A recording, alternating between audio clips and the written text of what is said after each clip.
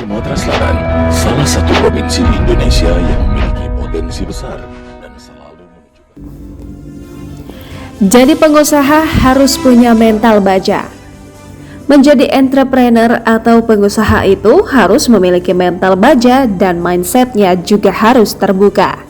Pesan ini disampaikan Direktur Income Realty Endang Wasiati Wirono, Direktur Income Realty.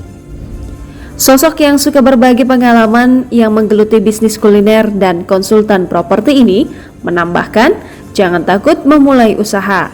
Dan jika sudah mulai harus terus berjuang meski jatuh berkali-kali. Menurutnya, sikap optimis harus ada karena di balik krisis pasti akan ada peluang jika terus berusaha dan berjuang. Dia mencontohkan badai COVID-19 yang memporak-porandakan hampir di semua sektor bisnis, nyatanya membawa peluang bagi industri logistik. Dampak masyarakat mengurangi aktivitas di luar rumah. Mantan banker ini juga mengingatkan seorang usahawan jangan cepat berpuas diri, namun terus berinovasi menghadirkan hal baru sehingga bisnis terus berkembang.